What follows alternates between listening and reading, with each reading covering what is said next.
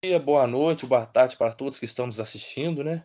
Já é o terceiro vídeo aqui do nosso canal, graças a Deus, né. Vamos tentar ver se consegue que o canal cresça cada vez mais, né. Meu nome é Igor, eu sou professor de educação religiosa na cidadezinha aqui de Jaci, no interior de Minas Gerais. Convidei o meu colega aqui, Alisson, né, para dizer algumas coisinhas, né, fazer um comentário sobre a revelação do ponto de vista católico, porque no último vídeo nós vimos do ponto de vista protestante evangélico, né, que eu achei muito interessante. A nossa amiga Karine, né, falou muito bem, explicou o ponto de vista dela, né, o ponto de vista bastante crítico também, né. E agora vamos ver o ponto de vista católico tradicional, e eu vou fazer também uma crítica também, né, se tiver condições, claro, né. Então, meu amigo Alisson pode se apresentar? É, Bom dia, boa tarde, boa noite para vocês que estão nos assistindo. Meu nome é Alisson, eu sou católico e eu estou aqui para apresentar, ou pelo menos tentar apresentar, qual que é a visão católica em relação à revelação, de como ela se dá e qual que é o seu reflexo nos dias de hoje para nós. Também gostaria de ressaltar que eu não me aprofundei muito também nesse assunto, então se eu faltar com alguma coisa, me perdoe. Mas também, se eu estiver cometendo algum equívoco, algum erro, eu peço perdão e faço as minhas reconsiderações. E, além disso, também queria acrescentar que eu submeto toda a minha fala aqui à autoridade da Santa Igreja Católica. Olha só, realmente, né, é um católico convicto mesmo, né. Alisson, é o seguinte, né, vamos começar pelo conceito de revelação. Na sua opinião ou na opinião da igreja, né, o que seria essa revelação de forma geral, assim, sabe? Exatamente. Esse daí era justamente o que eu queria tocar inicialmente. O que é revelação? No sentido estrito, se você pegar no catecismo do compêndio, tem uma perguntinha do que pergunta o seguinte: o que é que Deus revela ao homem? O que é isso? Porque revelar significa tirar o véu, né? É mostrar aquilo Hum. que está oculto. Então, o que Deus quer revelar ao homem? Deus quer revelar a sua vida íntima, ou seja, ele quer revelar a si mesmo aquilo que ele é, como também aquilo que ele quer para o homem. E aí, o que consiste esse querer de Deus? Esse querer de Deus é fazer com que o homem também participe da felicidade eterna da vida de Deus, que é o eterno amor que as três pessoas da Trindade vivem por toda a eternidade. Muito interessante, Alisson. Então quer dizer então que o objetivo da revelação não é apenas mostrar a mensagem de Deus ao mundo, né, mas que essa mensagem traz em seu escopo, né, seu objetivo final, a felicidade do ser humano, né? A felicidade do ser humano e a plenitude do projeto de Deus. Nossa, muito interessante, realmente, né. Às vezes nós esquecemos desses pequenos detalhes, né. O objetivo da revelação seria a felicidade humana, muito interessante mesmo, né. E a questão, por exemplo, essa questão da revelação, de forma geral, a questão, por exemplo, pelo que eu sei, né, existe a revelação geral, né, e a revelação especial. No caso, Isso. como seria isso? A igreja ela faz duas distinções: revelação de Deus e revelação privada. A revelação de Deus é aquela que o próprio Deus faz de si mesmo, mas que faz com que essas pessoas, ao crerem nessa mensagem, é ordenado a vida eterna. As revelações privadas. E outra questão que eu esqueci de mencionar. A revelação de Deus, ela cessou com a plenitude, que é justamente a vinda do Filho de Deus, o Verbo, ao mundo, quando ele se encarnou. Ali realizou a plenitude total da revelação de Deus e cessou efetivamente com a morte do último apóstolo, o apóstolo São João.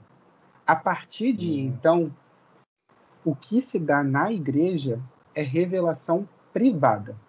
Revelação privada, ela não tem caráter nenhum dogmático. Ela não interfere nenhum a revelação. Ao contrário, se aquilo que foi revelado, entre aspas, né, aquela pessoa de forma privada e for contrária à revelação feita por Deus, aquilo que foi revelado é anátema. Por Olha, muito exemplo, interessante. posso dar alguns exemplos. Existem várias revelações privadas na Igreja Católica, e que muitas vezes acabou se tornando alguma festa comemorativa. Por exemplo, a festa da Misericórdia, que foi uma revelação dada a Santa Faustina, o Sagrado Coração de Jesus, que foi uma revelação dada a Santa Margarida, e existem outras revelações que são ainda mais extraordinárias, que são as revelações de Nossa Senhora, como a de Guadalupe, a de Lourdes e a de Fátima, que é uma das mais conhecidas. Essas também são revelações privadas. Um católico não é obrigado a crer nelas. Ele crê se quer. Geralmente a pessoa crê por piedade e por devoção. E aquilo que foi revelado pode sim conter erros, mas, de uma forma geral, contém acertos também. E tem geralmente um caráter profético ou um caráter de ativar uma devoção a mais a Deus. Olha, muito interessante, realmente, né? Poucas pessoas sabem essa distinção, né? Geralmente as pessoas consideram tudo praticamente a mesma coisa, né? Essa questão aí, porque quando se fala em revelação, né, a primeira coisa que se vem à mente é a revelação bíblica, né? E Uhum. depois, né, algumas revelações modernas, né, que nós vivíamos aí, né? Principalmente agora no século XX, né? Houve várias aparições, né, da Virgem, então realmente é muito Uhum. interessante. O público brasileiro é muito voltado para o catolicismo, né, ele tem uma forte presença do catolicismo na nossa sociedade, e isso é muito importante para nós sabermos um pouquinho a mais do catolicismo, né, mesmo que a pessoa não acredite, né, mas faz falta, né, é algo cultural, né, do brasileiro, né. E essa questão da teologia natural, o que você pensa a respeito disso, né? Essa revelação da natureza, né, que a pessoa pode conhecer Deus através da natureza. Qual que é a posição da igreja com relação a isso também? Sim. A igreja ela faz um concílio, tenta conciliar a luz natural da razão e a luz da fé. Eu já cheguei até a explicar no último vídeo, né, que a Igreja Católica ela fala que o homem é capaz sim de perceber que existe um Criador. Ponto. Hum, Ou seja, a partir das coisas naturais, dos efeitos da obra de Deus, o homem é capaz de chegar à conclusão de que existe um Criador. Porém, o ser humano é incapaz de conhecer a vida interna de Deus, porque é uma coisa que está sobre a natureza do homem. Por isso que digamos que é algo sobrenatural, porque nós com as nossas próprias forças não conseguimos. É necessário que Deus mesmo revele aquilo que ele é e aquilo que ele vive internamente ao ser humano, a fim de que ele possa entrar na vida de Deus por graça de Deus. nossa, bem interessante mesmo, né? Então, pelo que eu entendi, a revelação natural dá apenas o conhecimento primordial que Deus realmente existe, né? Então a pessoa, Exato. através da revelação natural, sabe, né, que Deus realmente existe, mas não sabe qual que é a essência de Deus, né, como ele é, né, realmente, né, Isso. os detalhes. Muito Isso. interessante. Até o apóstolo Paulo fala muito nisso na carta de Romanos, né, no No começo primeiro da carta de Romanos. Romanos, né, de uma forma, assim, bem abreviada, e depois os padres da igreja foram aprimorando, né, esse conceito. Isso. Interessante mesmo. E a questão aqui, vamos entrar agora nas questões mais polêmicas, é a questão da revelação especial, né, a Bíblia, né. Qual que é o papel da Bíblia para o católico atualmente? Isso. É, existe uma pergunta nesse catecismo, que ele catecismo do, quer dizer, compêndio do catecismo da Igreja Católica, e que tem uma seção específica sobre a Sagrada Escritura. E aí existe uma pergunta assim: qual a função da Sagrada Escritura na vida da Igreja? E a resposta é: a Sagrada Escritura dá sustento e vigor à vida da Igreja. É para os seus filhos firmeza da fé, alimento e fonte da vida espiritual. É a alma da teologia e da pregação pastoral. Diz o salmista: ela é a lâmpada para os meus passos luz no meu caminho. Por isso a Igreja exorta a leitura frequente da Sagrada Escritura, uma vez que a ignorância das Escrituras é a ignorância de Cristo. Então, a Sagrada Escritura é algo que tem que ser essencial para o católico. Muitos se perguntam, mas o catolicismo nem sempre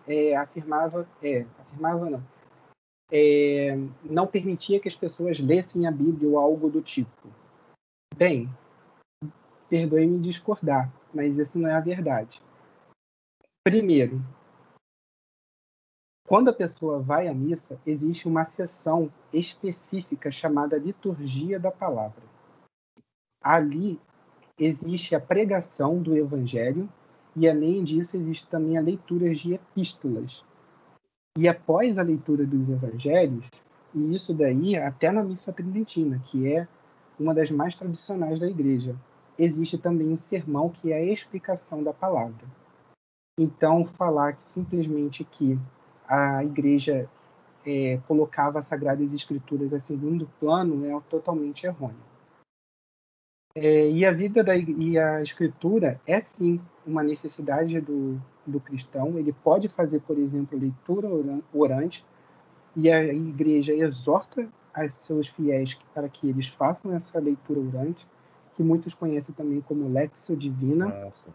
e que realmente reconheçam o que é a Escritura. Eu já vi falar muito nessa lição mesmo, nessa lição divina, anexo divino, né.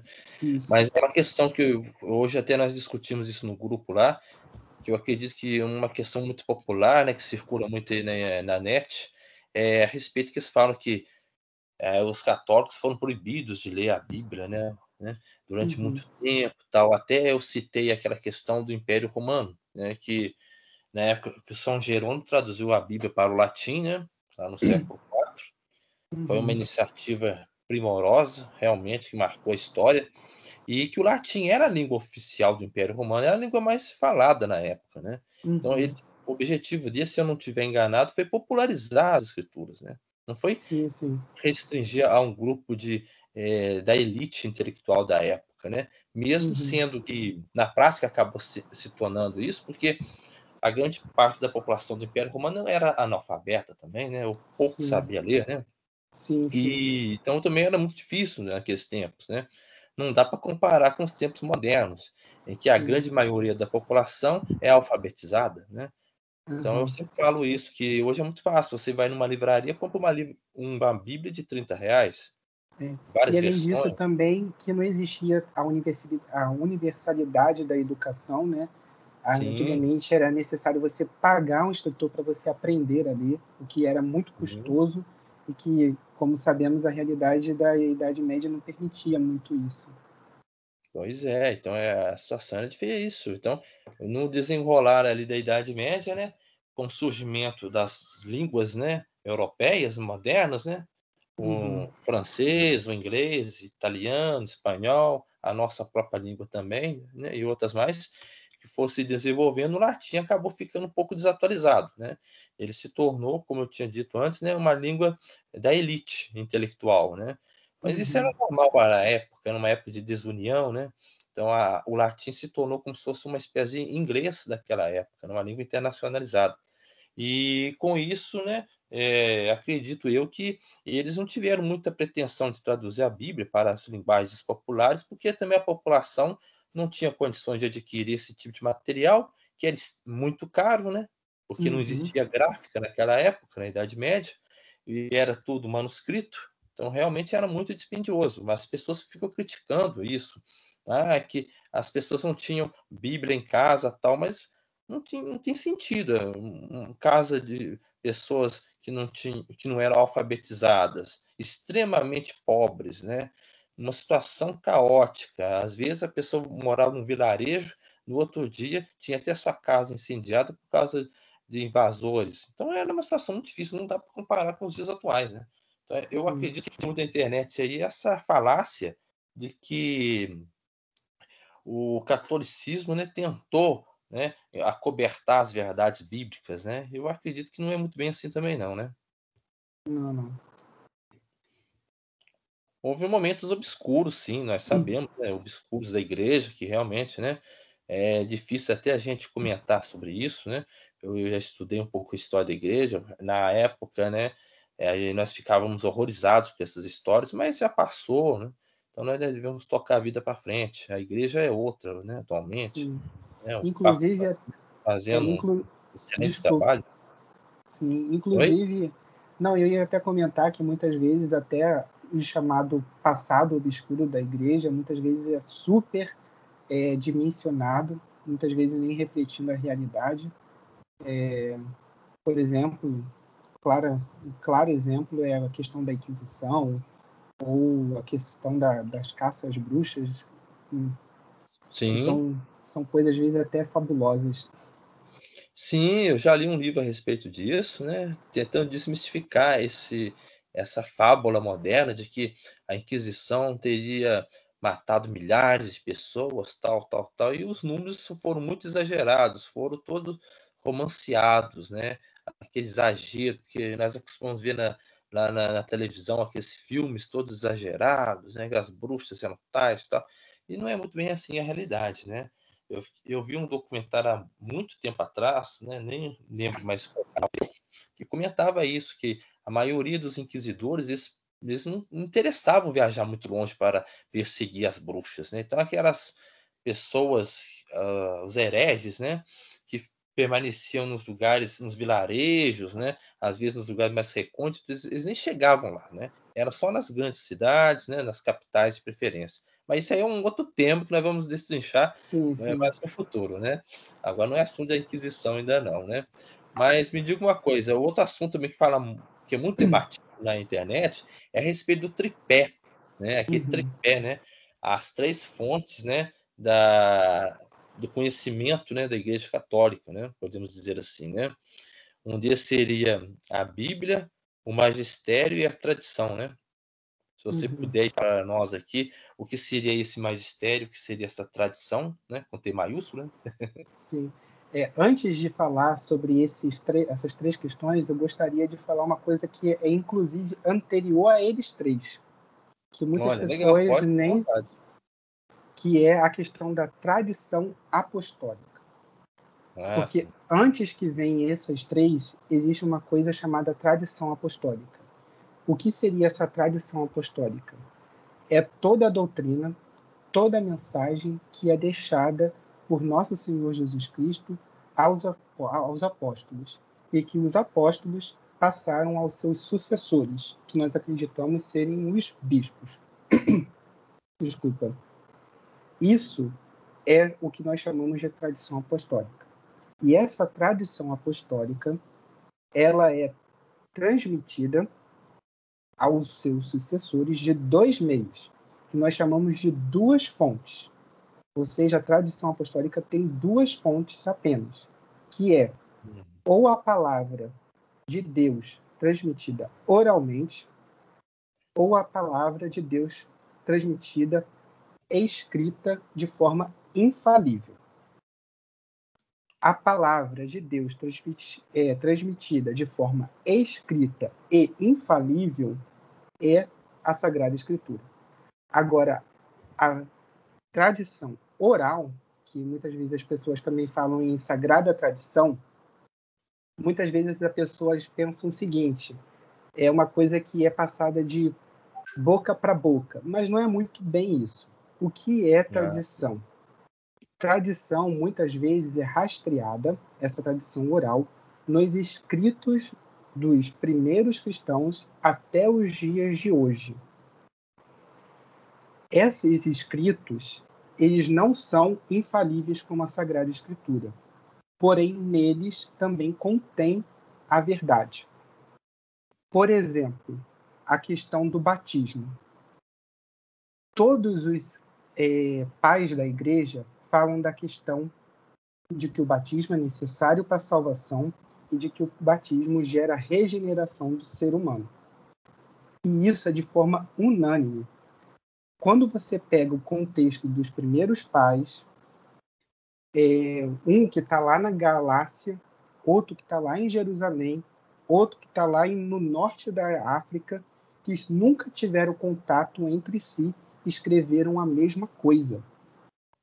Isso Olha, não é coincidência. Isso mostra que isso é uma verdade, é um consenso entre os pais. Então, isso daí é verdade. E nós católicos cremos que isso é palavra de Deus.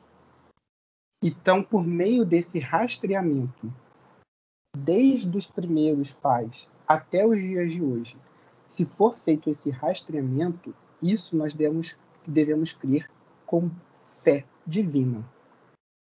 Então, por isso que nós, por exemplo, pode pegar o caso, por exemplo, da virgindade perpétua. Desde os primeiros pais até os dias de hoje, você encontra um registro dentro da Igreja Católica de uma forma perene esse ensino, de que a Virgem Maria é sempre virgem. Você pode pegar o outro caso também, a Trindade, que não é um caso muito explícito nas Sagradas Escrituras. Desde o primeiro os pais até os dias de hoje, a gente encontra também falando sobre as três pessoas que são três pessoas divinas em uma única essência. Um Deus em três pessoas. Que o Espírito Santo é Deus, que o Filho é Deus, que o Pai é Deus. E assim vai. Então, existem essas duas fontes de tradição apostólica. A Sagrada Escritura, que é o escrito de forma infalível, ali não contém erro nas Sagradas Escrituras, e na Sagrada Tradição de forma oral, que, como expliquei, não é necessariamente oral, que não é que os escritos não são infalíveis, mas que neles contém a palavra de Deus. Muito Aí, interessante. e um detalhe, até agora eu não toquei no assunto do magistério da igreja, para vocês verem. Pois é. Porque o magistério da igreja, muitas pessoas confundem, ele não é fonte de revelação. Ele não pode emitir uma fonte nova de revelação. Porque a revelação cessou com o apóstolo São João. O que o magistério faz é expor aquilo que a Sagrada Tradição Apostólica, por meio da Sagrada Escritura e da Sagrada Tradição, fala. E o magistério ele expõe essa doutrina de forma infalível. O que ele define como dogma é verdade, porque nós cremos que o nosso Senhor Jesus Cristo revestiu a Igreja com uma interpretação infalível, de que ela não pode errar naquilo que ela ensina para os seus fiéis a crerem, porque ela não pode contradizer aquilo que o seu mestre, aquilo que é o cabeça da Igreja diz, porque ela está a serviço de seu Senhor. Então, o que a Igreja faz é expor. Aqui eu gostaria também de ressaltar um outro aspecto. Existe uma coisa chamada suficiência material e suficiência formal. O que é suficiência material? É aquilo que nós encontramos na Sagrada Escritura. Tudo que nós devemos crer, ela está na Sagrada Escritura. E isso nós concordamos, por exemplo, com os protestantes. Tudo que nós precisamos crer está nas Sagradas Escrituras, de forma implícita ou explícita. Porém, aquilo que está ali, muitas vezes pode gerar confusão. O que é necessário que a gente faça? Necessário que a gente pegue agora a suficiência formal, que é a Sagrada Tradição unida à Sagrada Escritura. E por meio dessa união existe o completo da tradição apostólica. E para saber se aquele ensino que uma pessoa está propagando é verdadeiro, é necessário recorrer à interpretação infalível do magistério da Igreja. Se aquilo contradiz tudo o que a Igreja diz, aquilo é herético. Eu vou pegar aqui também um documento, só um instantinho, de um santo lá dos primeiros séculos, se eu não me engano é do século IV, que ele escreveu um compêndio chamado Comunitório. O nome do santo é São Vicente de Lérez. que ele fala o seguinte, abre aspas, posto que o cânon das Escrituras é em si mesmo mais que suficiente e perfeito para tudo, que necessidade há de se acrescentar a autoridade da interpretação da Igreja? Ele faz essa pergunta. Ele responde, precisamente porque a Escritura, por causa de sua mesma sublimidade, não é entendida por todos de modo idêntico e universal. De fato, as mesmas palavras são interpretadas de maneira diferente por uns e por outros. Se pode dizer que tantas são as interpretações quanto são os leitores. Vemos, por exemplo, no Vatiano, explica a Escritura de um modo, Sebério de outro, Donato de outro, Eunônio Macedônio de outro, e de maneira diversa ainda interpreta o Fotino, Apolinar, Cipriano, Joviano, Pelágio, Celestino e, em nossos dias, Nestório. É, pois, sumamente necessário, ante as múltiplas e arrevasadas tortuosidades do erro, que a interpretação dos profetas e dos apóstolos se façam seguindo a pauta de um sentir católico. Por isso, a necessidade da interpretação infalível da Igreja. Ou seja, você já vê que não é uma coisa que é nova, que foi acrescentada ou que foi criada pela Igreja. É uma coisa que persiste toda a história. Você vê que é necessário uma interpretação que seja infalível. Ah, sim, eu entendo. Então essa tradição com T maiúsculo, né, que muitos gostam de enfatizar, é um tipo de ensinamento, né, consensual, né, da igreja ao longo dos séculos, né. É isso que nós podemos interpretar de uma forma bem simples, né, bem, né, muito legal. E essa talvez seja a maior diferença entre os católicos e os evangélicos, né, Sim. porque eles realmente gostam de enfatizar, né, a sola escritura, né, principalmente Inclusive, eu estava... Desculpa te interromper. Assim, eu não conheço muito também aprofundadamente a doutrina protestante, até porque ela é muito diversa. sim. Mas existe até uma certa... Os protestantes também, eles não concordam num único ponto também. Entre si, o que é sola escritura. Porque se você pegar um neopentecostal, uma dessas pessoas que são desengrejadas, a forma de sola escritura dela é diferente, por exemplo, da forma da sola escritura que um anglicano ou um luterano defende. Porque um anglicano ou luterano, apesar de eles pregarem o sola escritura, eles afirmam que, apesar de a autoridade bíblica, na visão deles, ser a única infalível e a superior às demais, eles não rejeitam as demais autoridades, de modo que eles também aceitam a tradição de certo modo. Já os neopentecostais praticamente rejeitam completamente qualquer tipo de tradição. Então, o que eu posso falar é que, para mim, na visão de um católico de fora, não existe uma convergência também no que seja sola escritura no meio protestante. E o que para mim parece é que o valor da sagrada tradição, ou o valor que a própria igreja possui, varia de um pouco mais, se for de uma via mais tradicional, para quase nada, se for uma via um pouco mais liberal. Eu percebi isso também, a questão da eclesiologia, né, o papel e a importância da igreja, né.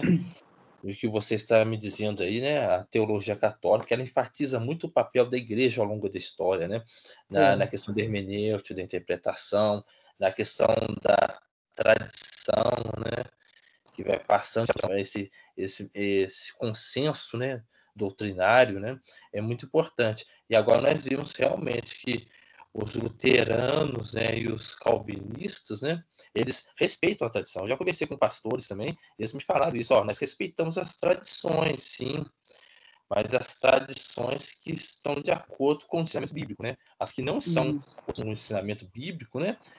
Pelo menos a perspectiva deles, são rejeitadas. Então eu até concordei com eles naquela época e tal, Sim. mas é muito interessante. Por exemplo, a questão da... pegar um caso já polêmico, já nem é tão polêmico. Por exemplo, a Imaculada Conceição. A Imaculada Conceição, nós afirmamos que ela está de forma implícita na Sagrada Escritura. Lembra que eu falei que a Sagrada Escritura ela tem todo o conteúdo que a gente precisa para crer, de forma explícita e de forma implícita. No caso da Imaculada Conceição, nós queremos que ela esteja de forma implícita. Porém, por exemplo, existem alguns luteranos ou alguns anglicanos que acreditam na Imaculada Conceição. Sim. Porém, eles afirmam que eles não são firmemente comprovados, digamos assim, nas Sagradas Escrituras. E por isso não se deve crer. Entende? Porém, nós cremos que as Sagradas Escrituras ela ensina de forma implícita, que a Sagrada Tradição ela é perene na questão de Maria ser sempre pura, de ser imaculada, e na questão da definição infalível da Igreja, que definiu isso como dogma. Muito interessante. Outro detalhe que você acabou de falar é a questão da Igreja infalível, né? Dentro do protestantismo não existe esse conceito, né? A Igreja é falível, né? Como nós debatemos hoje no grupo lá, né? Então, realmente e é necessário também fazer um outro adendo. A Igreja ela é infalível na definição e na exposição de fé e moral. Sim, ou seja, tem esse detalhe ainda, é verdade.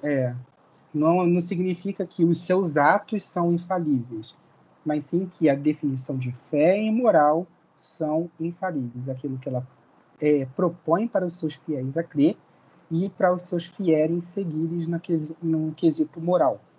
Por exemplo, de um quesito moral, que muitas vezes as pessoas ficam um pouco perdidas, podemos citar, por exemplo, a questão dos preservativos, por exemplo, né, que é uma questão moral.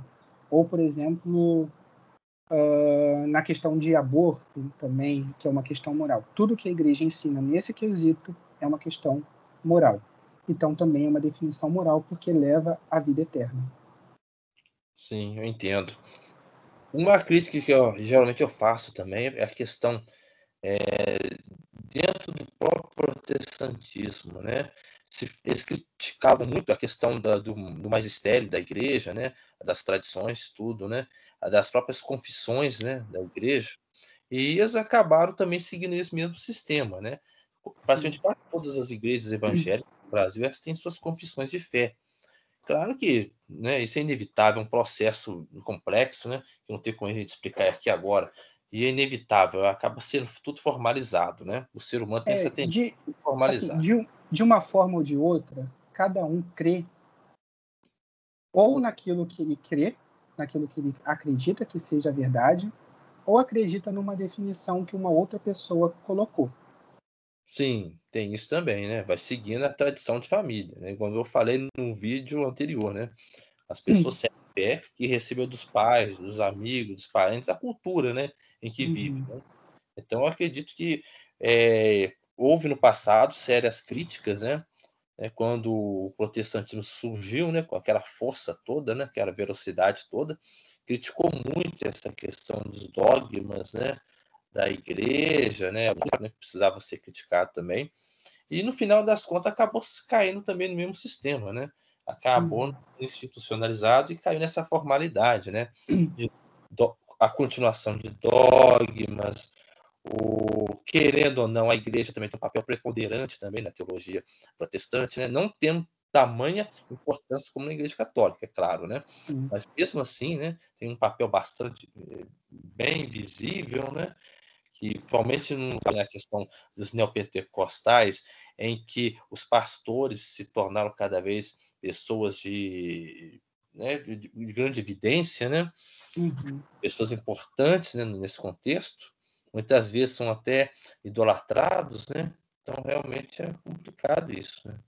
E outra questão sobre a questão dos dogmas, que eu vejo muitas pessoas pensarem o dogma como se fosse uma coisa engessada. Só que dogma é uma verdade revelada e que não pode ser discutida. Nesse quesito, a pessoa, como eu falei, tende a pensar que é engessada, mas na verdade é mais libertador, porque a verdade ela liberta. E aquilo é uma base ainda mais forte para você crer naquilo, porque é uma verdade. Você não tem como negar, contradizer uma verdade. Se você quer aquilo é de fato uma verdade, então é verdade. Realmente, né, a maioria dos dogmas continuam praticamente os mesmos, né, como a Santíssima Trindade, né, todo cristão confesso, né, deve acreditar realmente na Santíssima Trindade, a não ser algumas denominações que não acreditam, que são monoteístas puros, né. O caso dos Testemunhos de Jeová, por exemplo, né, já tem uma concepção totalmente E aí diferente. eu já pego outro exemplo. Eles pegam as próprias escrituras e falam que as escrituras provam que a Trindade não existe. E aí, quem está com a verdade? Pois é, né, realmente é muito complicado, tudo é uma questão de hermenêutica, né, e realmente de fé, porque se a pessoa não acreditar, realmente não tem como forçar muito, né. A hermenêutica também é moderna, depois nós vamos entrar em detalhes sobre isso. E falando em questão de hermenêutica, eu quero encerrar esse assunto aqui, porque, né, é a questão da crítica bíblica, né, porque atualmente as bíblias católicas, estão todas baseadas nessa crítica, né, essa crítica moderna. O que você pensa a respeito disso?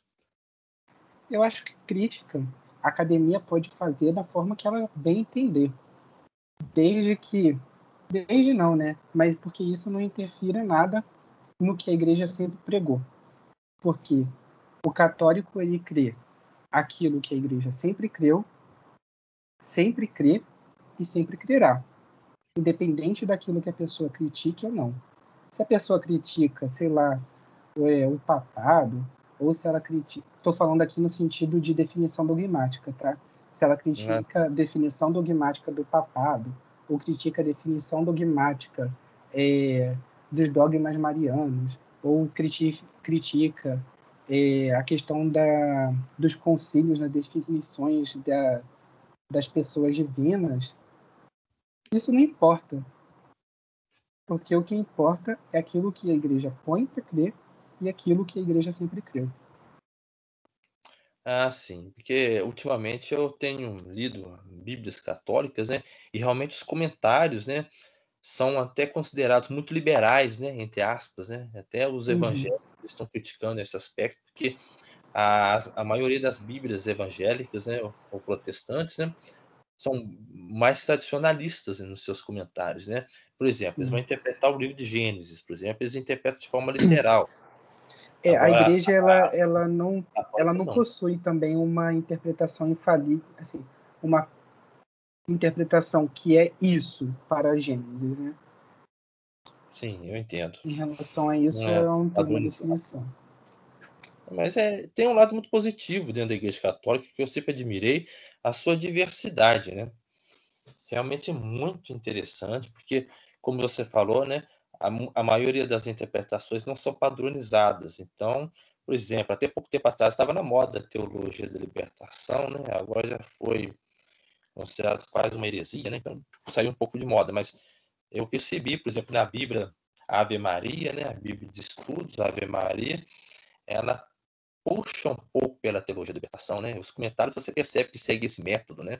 Sim. Então, uma Bíblia É, muito famosa, né. e assim, uma recomendação que geralmente, pelo menos é o que eu ouço, né?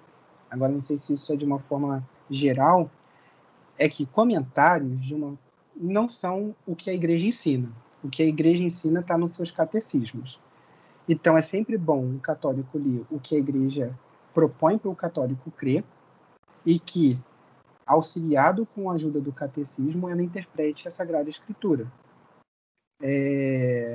E não se baseia somente em seus comentários. Interessante, realmente, né, o católico tem que conhecer o catecismo mesmo, porque senão não tem condições, né. Infelizmente nós vivemos uma sociedade aqui no Brasil, o catolicismo infelizmente é muito raso, né, as pessoas não têm conhecimento nem da Sim, sua crença, né. Eu já fui muito professor ruim de os catequese, catequeses.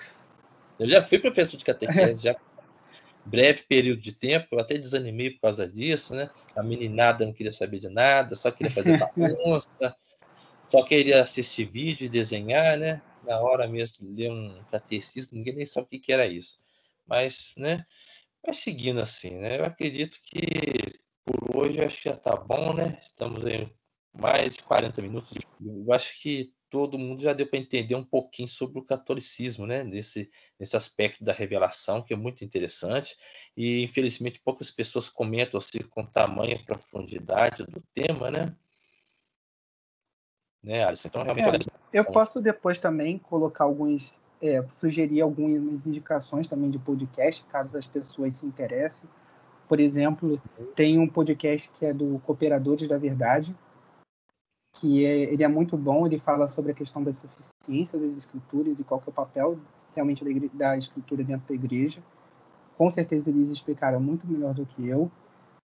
Para Ok. quem quem tem uma linha um pouco de reformada ou tradicional do protestante, eu sugiro um podcast chamado Winterberg.